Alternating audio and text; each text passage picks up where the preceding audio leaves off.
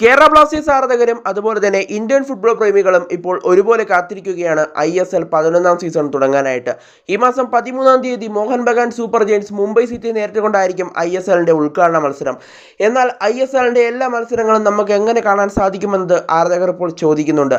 എന്തായാലും നമുക്ക് ഇംഗ്ലീഷ് കമൻട്രിയോട് കൂടി കാണാൻ പറ്റുന്ന സ്പോർട്സ് 18-ലാണെന്നത് എല്ലാവർക്കും അറിയാം. എന്നാൽ മലയാളം കമൻട്രി ഏത് ചാനലിലാണ്?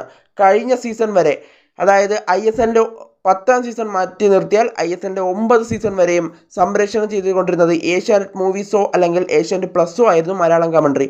എന്നാൽ ഇപ്പോൾ നമുക്ക് കഴിഞ്ഞ സീസണിൽ കാണാനായിട്ട് സാധിച്ചത് സൂര്യ മൂവീസിലായിരുന്നു. എന്നാൽ ഇത്തവണ അത് വീണ്ടും മാറുന്നു എന്നാണ് മനസ്സിലാക്കാനായിട്ട് സാധിച്ചത്.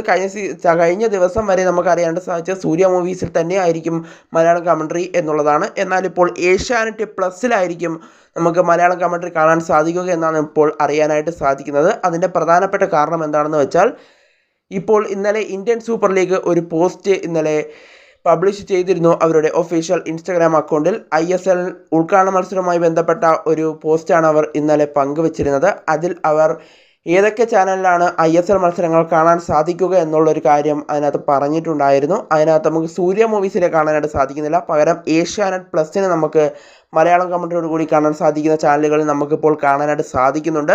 എന്തായാലും ഇപ്പോൾ മലയാളം കമൻട്രി ഏഷ്യാനെറ്റ് പ്ലസിലായിരിക്കുമെന്നാണ് ഇന്ത്യൻ സൂപ്പർ ലീഗ് നൽകിയ ഈ പോസ്റ്റിൽ നിന്നും നമുക്ക് മനസ്സിലാക്കാനായിട്ട് സാധിക്കുന്നത്. അതുകൊണ്ട് തന്നെ ഏഷ്യാനെറ്റ് പ്ലസിലായിരിക്കും മലയാളം കമൻട്രി.